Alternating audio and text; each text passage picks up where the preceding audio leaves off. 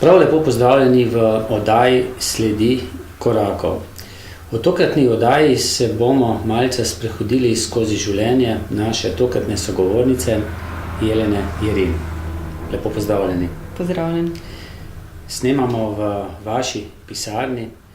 Tega, kaj delate v tej pisarni, se bova še dotaknila, ampak tako kot je navadi v tej oddaji, gremo najprej na vaše otroštvo. Nekoč ste bili Jelena Matovski, če se ne motim. Res je. Vaš oče prihaja iz Makedonije. Moj oče prihaja iz Makedonije, točno iz kraja ob Ohritskem jezeru, in sicer 14 km iz Ohrida, in sicer iz kraja Struga. Zanimivo, luštno, simpatično turistično mesto, ki ga večina ljudi pozna tudi po tem, da v poletnih mesecih oziroma konca avgusta tam potekajo struški večeri poezije. Se pravi, kulturni kraj. No, jaz sem bil enkrat malce na daljšem obisku v Makedoniji, pa vem, da v tem mestu iz mosta skačejo tudi v eno reko, ne? Ja, ob izlivu reke Črni Drim, se pravi iz jezera, pravzaprav tam izteka reka Drim, izvira pa precej višje gor, tam okrog Svetega Nauma. Tam so se pravzaprav vsi mladi fantje naučili plavati, ali pa tudi verjetno dekleta, no, ker praktično ne poznam nikogar iz tistega kraja oziroma iz Struge, ki ne bi znal plavati, ker če drugega ne, so pa majhne otroke čez ograjo porinili, no, da so se pač naučili plavati. Ste kdaj plavali tam? V Drimu ne, v Ohritskem jezeru pa kar precejkrat. Kar precej toplo. Ja, sicer leži tam na kar precej visoki nadmorski višini, no, ampak ja, drugače pa kot jezero je dosti toplo, da se s čolnom voziti, zanimivo jezero. Zelo lepo. In kakšna pot je očeta zapeljala v Slovenijo? Je bila to ljubezen do potem njegove žene, vaše mame, čeprav, kolikor vem, sta se spoznala v Beogradu, ne? Ja, moj oče je pravzaprav prišel študirati v Ljubljano in potem je bila zgodba takšna, da sta se zanimivo, ne, oče iz Makedonije, mama iz Zagorja, sta se na neki ekskurziji spoznala v glavnem mestu takratne države, se pravi v Beogradu, ja. In ljubezen je bila tako močna, da sta si potem družino ustvarila v Zagorju. V Zagorju. Oče je imel dolga leta podjetje, Forum, če se ne motim. Ja, Forum. To reklamo sem velikokrat videl na skakalnici Kisoški, ker kar močno je bil povezan z smučarskimi skoki. Moj oče je bil pokrovitelj skakalcev takrat, no, in imel je neko pogodbo, pač tudi in zaradi tega je njegov globus Forum, potem tudi ta logotip visel na tej skakalnici v Kisovcu. In to knjigo zagotovo poznate, Zimski šport v Zasavju, skupaj ste napisala Slavko Ajtič in vaš oče, Đoko Matovski. Se kaj spomnite, kako je to potekalo? Ali je bilo to bolj kot doma v firmi? V bistvu sta to pravzaprav največ delala v poznih večernih urah ali pa kar pri gospodu Ajtiču, tako da bi tako kaj sodelovala glih veliko pri tej knjigi. Jaz osebno nisem, mislim pa, da sta tudi ona dva to dosti strokovno delala, tudi z drugimi sodelavci potem tudi. No, za družino Ajtič vem, da je močno povezana z smučarskimi skoki, tudi z alpskim smučanjem. Vaš oče, ste dejali, prihaja iz Makedonije, je tudi on kaj bil domač s temi zimskimi športi ali bolj po tej plati, da je podpiral te športe, financiral recimo? No, mislim, glede na to, da živi v Sloveniji, da je Slovenija pač smučarska dežela, se je mogel naučiti tudi smučati, tako da Zelo velikokrat smo tudi hodili na prvine in smo na prvinah takrat tudi smučali. No. Tam se je pravzaprav tudi naučil smučati. Kaj pa mati, kaj je bila pa mati vaša po izobrazbi? Moja mami je po izobrazbi. Oziroma je po izobrazbi. Ja, moja mami je po izobrazbi profesorica angleščine. Učila je sicer bolj v teh svojih mlajših letih, jaz se jo sicer še spomnim, tudi včasih me je vzela s sabo v razred, v učilnico. Topliška šola? Ne, učila je pa na osnovni šoli Antona Aškarca v Rimskih Toplicah. Potem je bilo pa tako, da čez teden je bila ona v Rimskih Toplicah, jaz sem živela pri moji babiki pa pri dediju. Odprla se je priložnost bližji, zaposlila se je na takratnem keramiki, no, oziroma potem na Etiju kot kadrovica in tam je potem tudi dočakala svojo zasluženo penzijo. Vi niste edinka, ne? Ne, jaz nisem edinka, imam pa 10 let mlajšega brata. In kako ste 10 let mlajšega brata sprejeli takrat kot 10-letna deklica? Odlično. Z veseljem, ne? Z veseljem, z navdušenjem. Pravzaprav moram reči, da sem mu bila druga mama. Aha. Bil je ravno toliko mlajši, pa glede na to, da sem bila punca, je bilo to malo drugačno, kot če bi verjetno bilo obratno. Ste se šli kakšne posebne igre tako v večerih, ko se je družina zbrala? Zelo velikokrat smo kartali, to se spomnim. Kaj pa? Remi. Aha. Remi smo igrali. Džolija tudi mogoče? Ja, tudi pa. Jaz se spomnim še, ko je bil moj dedi živ, midva sva zelo velikokrat igrala, ne vem, če se kdo spomni igro Lustig. Aha. No, pa Šnopc. Ko sem bila pa še čist majhna, smo pa igrali Človek ne jezi se, pa pač Špano, pa Ovce pa volke, pa mislim, take simpatične stare igre, ki jih pravzaprav danes žal otroci ne poznajo več. Pa veliko smo bili takrat otroci zunaj. Mimogrede, kje pa ste živeli v hiši, pa kakšni stanovanjski stavbi, več stanovanjskih hiši? Mi smo bili v bistvu čistno. V začetku sem odraščala v Okrogarjevi koloniji, potem smo se pa pač preselili na Polje in tam sem potem tudi... Kje pa je bilo boljše? V starem delu Zagorja, Okrogarjeva kolonija ali potem Polje, kjer so bili že bloki? Jaz moram reči, da svoja najlepša leta, ampak to verjetno vsak zase reče, svoja najlepša leta sem jaz preživela v Okrogarjevi koloniji pri babiki in pri dediju. Ona dva sta tudi v bistvu name pustila največji pečat in mislim, da sem tudi zaradi njiju takšna oseba, kot sem. Kako pa ste bili recimo v šoli, v osnovni šoli Toneta Okrogarja popularni, ko so sošolci izvedeli, da ste kar sami šli na letalo pa Makedonijo pri 10 letih? Ja, pravzaprav je bila to kar egzotika, no. Moram reči, da veliko otrok pravzaprav je avione videlo tako, ne, na nebu, ali pa mogoče so šli na izlet v nedeljo na Brnik, ne. Mene sta pa starša enostavno napotila na avion. Ljubljano, Brnike? Na Brnik. In sem šla iz Brnika v Beograd. V Beogradu me je počakal stric, potem me je preložil na drug avion za Ohrid in tam so me pričakali pač moji drugi strici. Potem sem bila pa kar nekaj časa dol na počitnicah. Kako je bilo pa z jezikom? Verjetno 10-letna deklica niste znali makedonsko ali pač. Kako ste se komunicirali, čeprav pri otrocih to vse gre malce z rokami? Jaz sem že kot 5 let stara deklica znala pisati cirilico in sem svoji babici v Makedonijo pisala pisma v cirilici, sicer z velikimi tiskanimi črkami, ampak ja. Tako da, kar se jezika tiče, nisem imela nobenih težav. Ne takrat, ne zdaj. Makedonsko potem znate kaj? Ja, pa ne bi. Ne bi, ne? Ja. No, Kako je šla vaša šolska pot? Po osnovni šoli Toneta Okrogarja ste šli potem za mogoče žensko, ne? Kar presenetljivo, moški poklic, ne? Bi lahko rekli.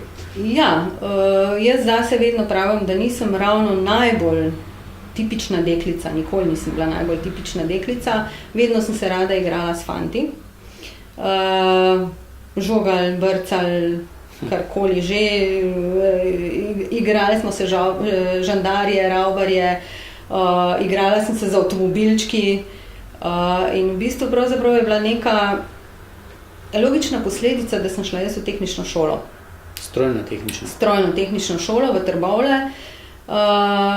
Koliko deklet je bilo takrat v prvem letniku? Ja, to je bila pa ena precej močnih generacij in nas je bilo, se pravi, ta naša generacija je imela 8 punc.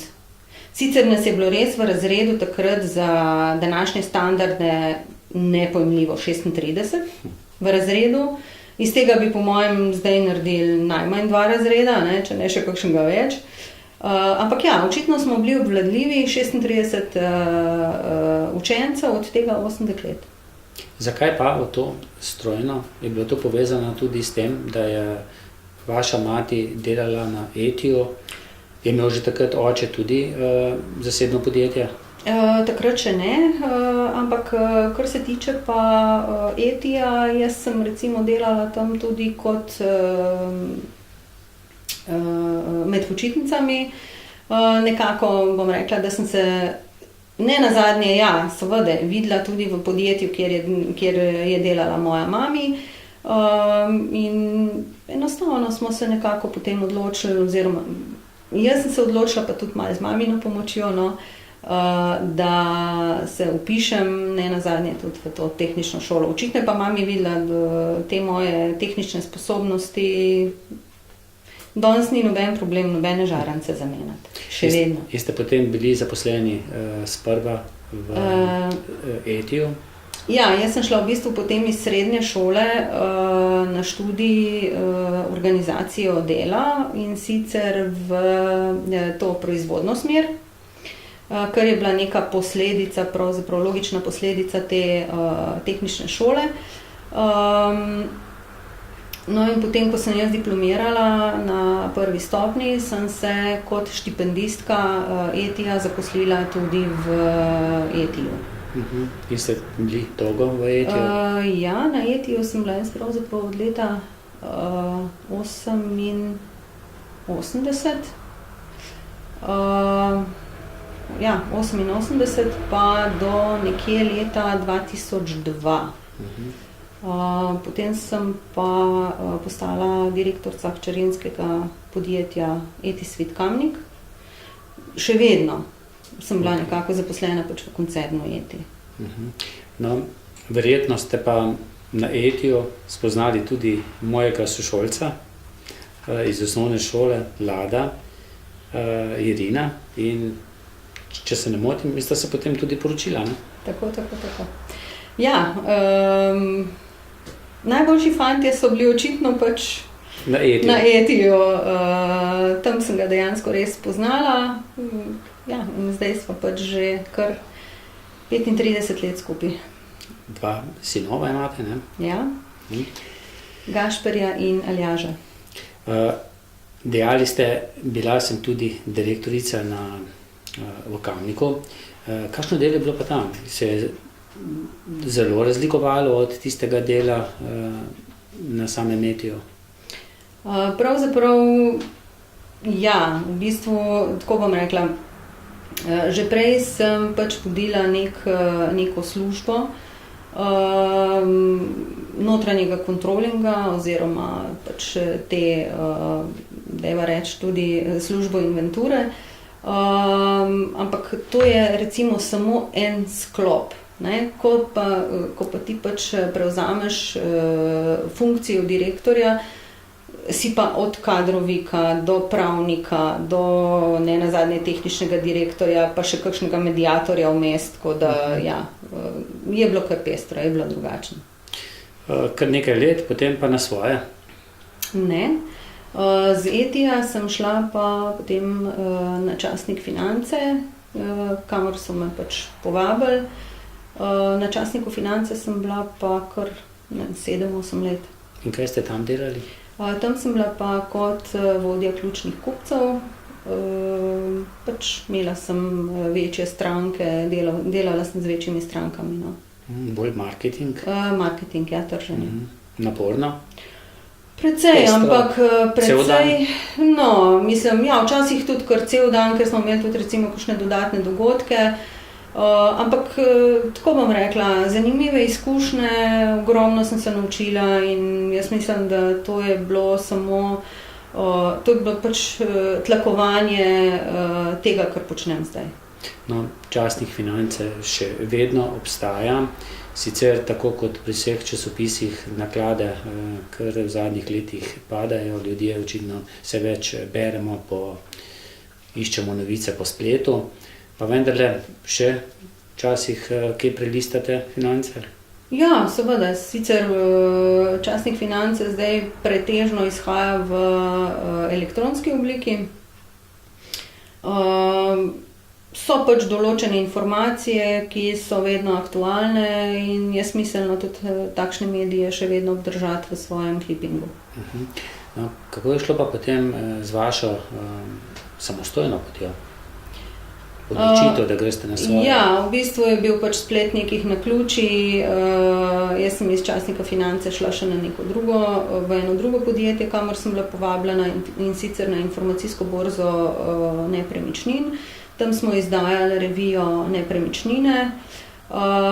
Lastnik se je pač odločil, da te revije ne bo več izdajal in potem smo bili s kolegi pač nekako, bom rekla, pred dilemo, kaj narediti. Bom rekla, da zdravje mi je bilo vedno nekje blizu. Odločila sem se za samostojno pot in enostavno zdaj že nekako 8 leto izdajam svojo lastno revijo pod blagovno znamko Bogastvo zdravja. Pod firmo 3idea? Firmo 3idea, ja. To pomeni 3 ideje. Recimo, ja. V bistvu firma je bila pravzaprav zasnovana že kar precej časa prej, preden sem jaz pravzaprav sploh šla na čisto samostojno pot. In sicer bili smo v začetku 3 partnerji. Potem sem jaz pač nekako, bom rekla, od teh 2 partnerjev deleže odkupila in zdaj je pač v moji lasti. Ukvarjamo se pa tako, kot sem rekla, z založništvom, se pravi z izdajanjem revije Bogastvo zdravja. No, tole je ta revija, ne? Tudi z novim logotipom, ne? Tu je še, lahko rečemo, star logotip. Tu je še star logotip, letos maja. Bogastvo zdravja, zdaj pa zdravja. Bogastvo, ne, še vedno je Bogastvo zdravja, še vedno je Bogastvo zdravja, samo enostavno se je ta novi oblikovalec nekako poigral z tem logotipom. No, zdaj pri tej reviji je zanimivo to, ne? Lahko se sicer naroči, ja, ga pošiljate po pošti. Tudi, ja. V teh kioskih se pa ne da kupiti, ne? Ne.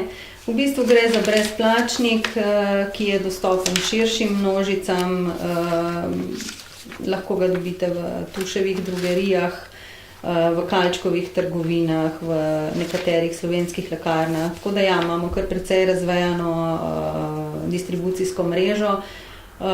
Marsikdo pa želi svojo revijo, lastno revijo dobiti v nabiralnik, ker pač mu je neka komoditeta tudi to, no, da gre v nabiralnik in vzame svojo revijo. Enkrat mesečno izide oziroma 10 številk? 10 številk letno je december, januar in pa julij, avgust sta dvojni številki.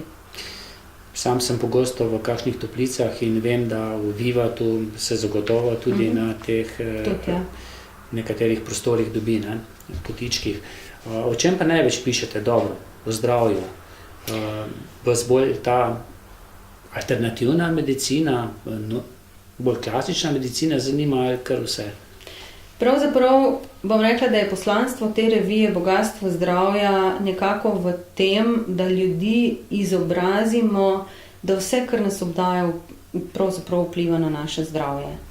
Konec koncev, kar jemo, kar oblečemo, kar obujemo, v kakšnih prostorih bivamo, ne nazadnje tudi kakšen avto vozimo, kaj bomo pustili našim otrokom. Ne? Se pravi, ta pojem bogastva zdravja je pravzaprav zelo širok. Ne? In seveda, pogovarjamo se tudi o zdravilih oziroma o nekih prehranskih dodatkih, ki mogoče izboljšujejo imunski sistem in tako naprej. Ampak kot sem rekla, pojem zdravja je izredno širok. In ko se bomo zavedali tega, da vse, kar počnemo pravzaprav sami s sabo ali z našim okoljem vpliva na naše zdravje in pa na zdravje naših otrok, potem moram reči, da bo naše poslanstvo opravljeno. No? Kako pa vi poskrbite za zdravje? Zdaj, včasih je bil v vaši hiši, v vaši družini en kužek, kar velik pes, ne? Ja, velikokrat sem videl, da ste šli na sprehod skupaj z možem po Zagorju do Kisovca. Zdaj ga že 2 leti ni, ne? Ja, res je, imeli smo belo-črnega ameriškega Stafforda, s katerim je bilo, bom rekla, tako kar precej dela, če govorim pač iz vidika obveznosti. Mogoče se ljudje, ki si nabavijo kužka, ne zavedajo točno vseh teh obveznosti oziroma ne zavedajo se tega, da je pes oziroma katerakoli žival obveza. Seveda, pa to ni samo obveza, ampak je tudi užitek, ker konec koncev toliko ljubezni, kot ti recimo lahko neka domača žival vrača, jo zelo težko dobiš. In moram reči, da v teh 2 letih sicer ga zelo pogrešamo, ampak mogoče ravno zaradi tega, ker ga preveč pogrešamo, si še nismo umislili kakšnega novega kužka. Ja, mucka pa imamo, tudi 6 let je že pri hiši. To je pa tudi ena taka tigrasta posvojenka. Enkrat se je kar pojavila na našem dvorišču, malo smo sicer čakali, če jo je mogoče kdo pozabil, če je mogoče kdo zgubil, ne. Ostala je pri nas in je moja crkljivka, moja ljubljenka. No, če se vrneva še malce nazaj na revijo Bogatstvo zdravja, bi se ta revija našla tudi v hotelu Medijskih toplic, če bi Medijske toplice še delovale. To pa so ne samo verjetno vaša rak rana, ampak kar rak rana celotnega zasavskega turizma. Ja, če bi se seveda v dogovoru z lastnikom dovolilo, bi vsekakor bila naša revija tudi na voljo gostom Medijskih toplic. Je pa res, da še dolgo ne bo verjetno, ha? Verjetno ne, predvsem zato, ker nekako jaz mislim, da ni neke prave strategije ali občinske ali ne nazadnje, glede na to, kakšen pomen so Medijske toplice imele tudi državne, bo verjetno še kar res nekaj časa trajalo, da bi se obudile, no, oziroma da bi se turizem obudil. Ste pa imeli neko idejo, ne, pred nekaj leti? Ja, leta 2010 sem se povezala z nekim potencialnim investitorjem, ki je v bistvu v Medijskih toplicah želel odpreti zdravstveni turizem, prav z zdravniki in tako. Vendar je potem gospa, ki je zastopala tega investitorja, ko si je ogledala prostore, ugotovila, da to absolutno ne pride v poštev. V primerjavi s ceno pa sploh. V primerjavi s ceno, ker takrat so bile Medijske toplice še kar precej, so imele še kar precej visoko ceno, da ne govorim niti o višini hipoteke, ki je bila takrat tudi mislim, da okrog 5 milijonov. Oni so se potem enostavno odločili, da bojo od razmišljanja o razvoju Medijskih toplic na Izlakah oziroma v občini Zagorje odstopili. Kaj je po vašem samo še ostalo od Medijskih toplic? To ime, tradicija Medijske toplice pa recimo zdravilna voda, ker vse ostalo, kar je teh objektov, jih je zob časa tako pojedel, najedel, da po mojem drugega kot porušitev ne pride v poštev? No, jaz bi si vsekakor želela, da bi v Zagorje prišel nek investitor z vizijo, ki bi vedel, kaj pravzaprav z Medijskimi toplicami sploh narediti. Medijske toplice imajo čudovito lokacijo. 5 minut od glavne prometne žile v Sloveniji. 5 minut od glavne avtoceste v Sloveniji. Zdravilna voda, potencial, nenazadnje potencial turizma, ki ga potem Medijske toplice pravzaprav ponujajo, ne? Se pravi tudi za sam razvoj kraja, če govorimo izključno samo za Izlake. Ne? Mislim, meni je izredno hudo, da pač odgovorni ljudje niso prepoznali te prednosti. No? In mi je hudo, da so se dejansko recimo, da so Medijske toplice prišle do tega stanja, v kakršnem so. Ne? Pustimo zdaj zgodbe za nazaj. Jaz mislim, da tukaj je najbolj smiselno, da enostavno zadeve presekamo, ne vem, če je pač potrebno objekt porušiti, naj se poruši, naj se tam naredi nekaj novega, ker konec koncev mislim, da tudi ni bil najbolj posrečeno zastavljen. Takrat, ki je bila prenova. Tako. Ste se tudi zaradi Medijskih toplic, propadajočih Medijskih toplic, pred leti odločili, da boste bolj aktivni v politiki? Prej se vas ne spomnim glih aktivne. V zadnjih letih ste članica Nove Slovenije, no, zdaj pred kratkim ste postali tudi predsednica lokalnega odbora, občinskega odbora v Zagorju. Verjetno boste kandidirali tudi za občinsko svetnico. Je to bil tudi eden izmed razlogov? Pravzaprav sem jaz politiko od daleč spremljala že kar nekaj let prej, preden sem se dejansko odločila, da bi vstopila aktivno v politiko. Jaz mislim, da bi se več ljudi pravzaprav morali odločati za to, da vstopajo, da aktivno sodelujejo v politiki. Ni nujno, da so strankarsko pripadni, da so strankarsko opredeljeni. Konec koncev gre pač tukaj za to, da živimo v nekem okolju. Gre za to, da bi ljudje z svojimi idejami, svojimi predlogi, svojo energijo, nenazadnje, če hočete, pomagali k razvoju nekega kraja. Ne? In tukaj pravzaprav jaz vidim ta problem pri Slovencih, ali pa nenazadnje mogoče tudi pri svojih sokrajanih, postajamo majčkeno apatični, ker vedno mislimo, da se ne da nič premakniti. Jaz mislim, da se da. Treba je biti samo vztrajen. Pa čeprav razumem vaše besede, ko boste sestavljali listo za občinski svet, niti ni nujno, da je nekdo član vaše stranke, pa da gre na listo. Sploh ni nujno. Včasih je bilo to nekako zacementirano. Ne.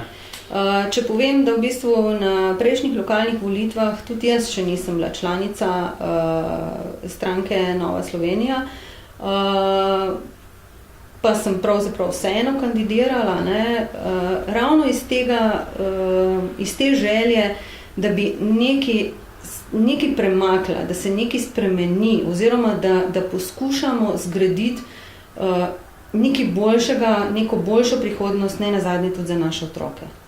Glede na to, da se tudi sama Nova Slovenija poleg te krščanske vsebine veliko ukvarja s svojim programom tudi s podjetništvom, ste tudi zaradi tega pristali in kandidirali za poslanko. Sicer ste dobili tam okrog 5% podpore. Nekoliko več, kot so mogoče nekateri vaši predhodniki te stranki dobili v Zagorju. So se vaša pričakovanja uresničila? Ste želeli več? Jaz bi se na tem mestu, bom izkoristila to in se bom še enkrat zahvalila vsem volivcem, ki so mi pač namenili glas na državnozborskih volitvah.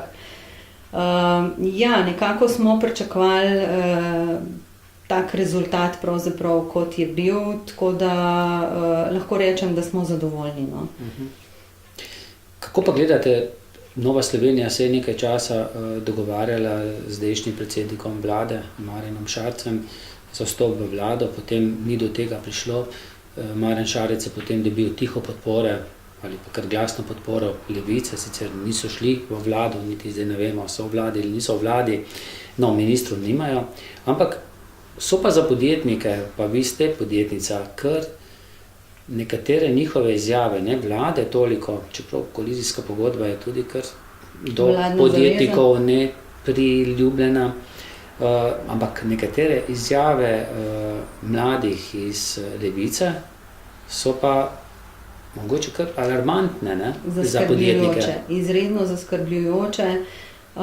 Zdaj, če se vrnem na prvi del vprašanja,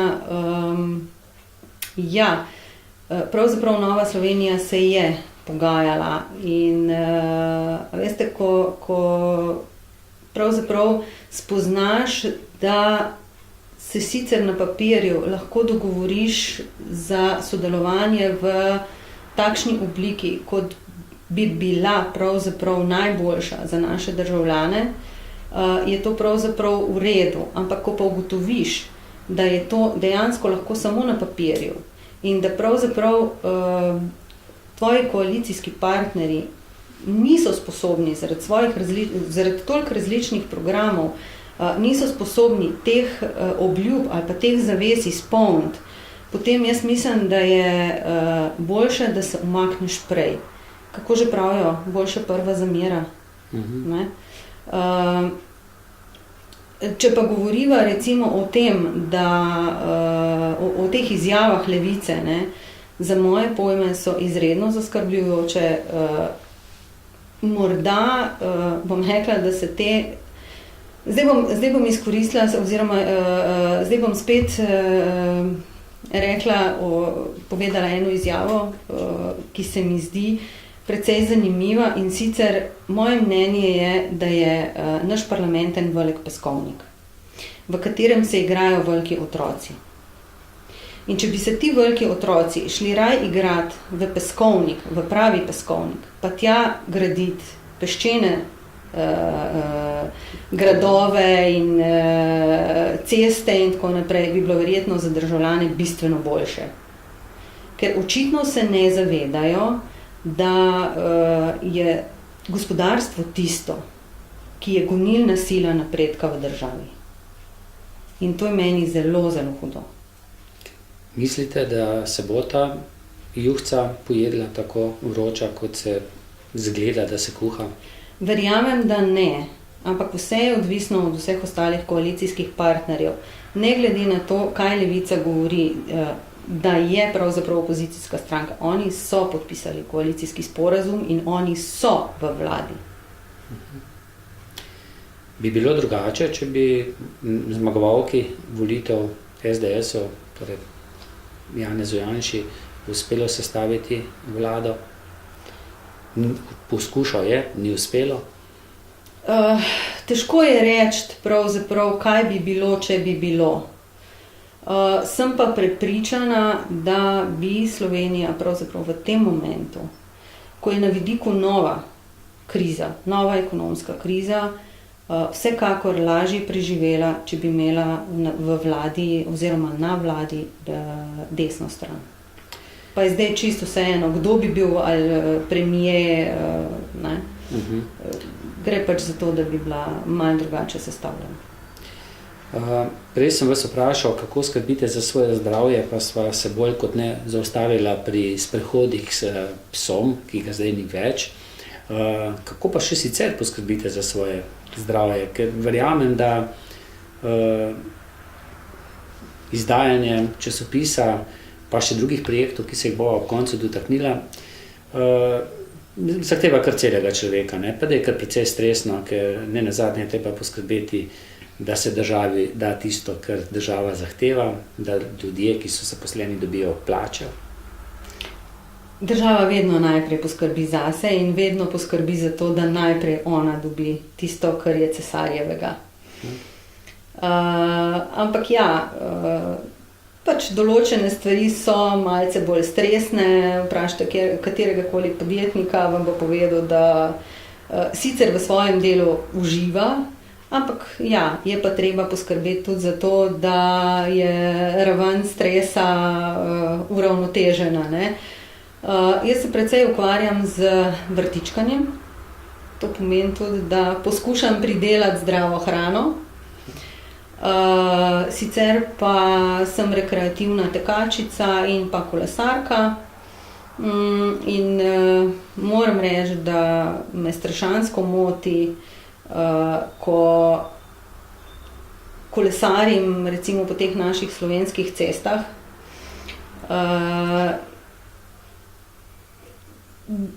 Ne vem, kako naj rečem, ampak te luknjaste ceste so pravzaprav dejansko res nevarne. Ne samo za vas tekače, ker se spomnim tudi tega vašega prispevka na Facebooku, pa mislim, da so tist predel ceste tam proti Izlakam že uredili, ne. Čeprav tekači smo malce v prednosti, ker letimo v nasprotni smeri, proti nam vozijo avtomobili, da se lahko prav čas odmaknemo. Pri kolesarjih je pa to res neprijetno, sploh tam, ker kolesarji vozijo, so najslabše ceste. Kar je pa tudi res, toliko cest, kot so v zadnjih leto ali 2 letih uredili, ne samo za Sojo, ampak tudi nasploh v Sloveniji, kar ne tako nadaljujejo. Ja, to je tudi posledica gospodarske rasti. Konec koncev, če imamo močno gospodarstvo, imamo lahko tudi lepše ceste. Če bomo pa gospodarstvenike izgnali, podjetnike izgnali v tujino. Ja, potem se nam pa verjetno obeta kakšen scenarij ala Venezuela ali pa kaj podobnega. Kar si pa verjetno nihče ne želi, ne. Kakšno leto sem z vašim sinom, mislim, da mlajšim sinom, metal na koš, bolj zadev je on. Tudi vi kaj košarko igrate? Mislim, da je tudi vaš mož Lado včasih zadev.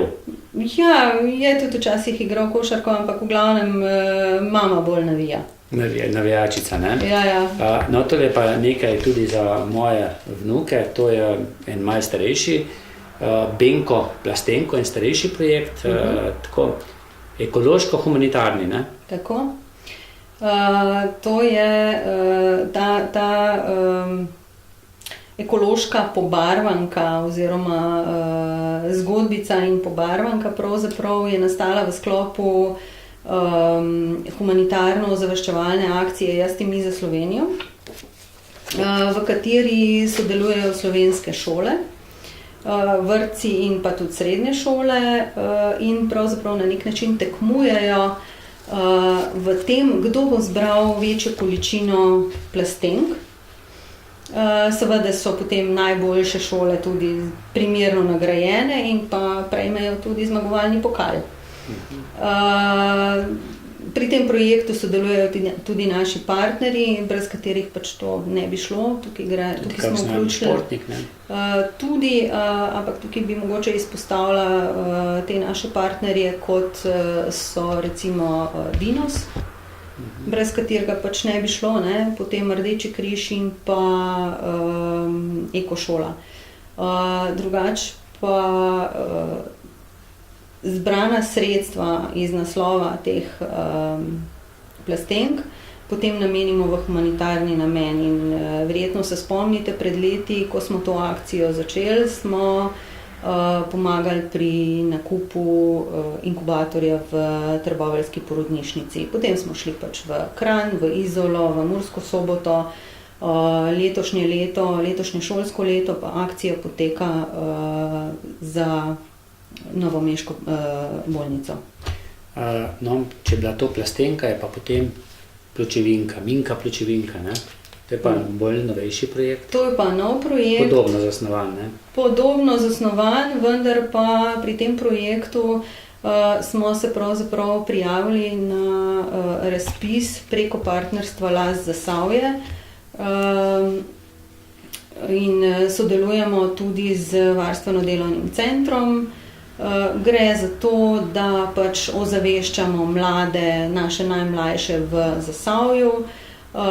Moram pa povedati, da 2. oktobra bo premiera te mjuzikla, ki je nastal po tej zgodbici Minka Pločevinka in sicer v izvedbi uporabnikov varstveno-delovnega centra. In moram reči, da se jo že prav veselim.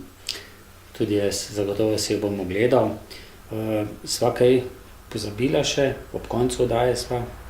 Jaz sem prepričana, da sva ogromno stvari pozabila, ker mislim, da bi se lahko pogovarjala še kakšni 2 uri. No, in... Mogoče kakšen hobi, poleg vrtičkanja? Branje knjig, poslušanje glasbe, slikarjenje. Posebne knjige, posebne glasbe? Ne, pravzaprav čisto žanr od razpoloženja odvisno. Tudi kakšen dober film? Tudi, ampak nisem ravno filmofil. Je več televizij doma ali se znata dogovoriti? Kdo bo imel daljinca v rokah? Tukaj je pa zelo odlična zadeva zamik. Aha. Zamik gledanja oddaj in pravzaprav, če je tekma pomembna, ni čisto nobenega problema, če je zamikom, pa potem kakšna nadaljevanka. Sicer pa obstajajo računalniki in lahko pač marsikakšen film pogledaš potem tudi na računalniku. Vem, da mnoge ženske rade gledajo te pocukrene nadaljevanke, kako je pa to z vami? Ne, bez stresa, ne? Ne. Ne maram reality šovov, ne maram teh raznoraznih mehiških, turških in ne vem kakšnih nadaljevank še. Rada pogledam kakšen dober film ali pa kakšno dobro nadaljevanko. Mogoče tukaj bi izpostavila eno dobro, ki mi je bila zelo všeč, Vzhodno-berlinska saga. To je pa tudi zame bila ena najboljših nadaljevanj, kadarkoli sem jih gledal. In prav takrat vem, da sem tudi eno kolumno napisal, kako je žalostno, da pri nas ni nobene takšne nadaljevanke v tistih časih. Mogoče nam pa še kdaj uspe. Tako. No, vse tiste, ki si boste to oddajo ogledali, pa tudi vabim, da to oddajo všečkate na mojem Facebook profilu, lahko kaj komentirate, lahko tudi delite in po določenem času bomo opravili žreb in 2 nagradili. Prvi bo dobil knjigo Peklo pravice, ki je napisal nekdanji policist Milan Sagadin. Drugi pa bo dobil to steklenico za pijačo, bogastvo zdravja, pa mogoče par besed o takih steklenicah. Zagotovo tekočina iz steklenice bistveno bolj zdrava kot iz plastike, če se ne motim. To vsekakor, ampak še vedno pa strokovnjaki priporočajo pitje vode direktno iz pipe. V Sloveniji imamo to čudovito srečo, da imamo kvalitetno vodo in zakaj potem piti vodo iz plastenk, če lahko pijemo živo vodo. Sploh vemo, kaj imamo v Sloveniji? Pravzaprav ne. Znamo dovolj ceniti? Ne, jaz mislim, da tega ne znamo ceniti. Je pa prav, da nam tujci, ki prihajajo v Slovenijo, povejo. In moram reči, da sem že kar velikokrat slišala kakšne pohvale na to, kar mi pravzaprav vzamemo za samoumevno in nekako kar pozabimo na to, kar imamo. Hvala za vse, kar ste povedali in jaz sem zagotovo prepričan, da se bova še kdaj srečala takole pred kamerami. Pa tudi drugače. Mogoče ob teku. Mogoče. Hvala lepa tudi vam za povabilo. Hvala pa tudi vam za pozornost in srečno.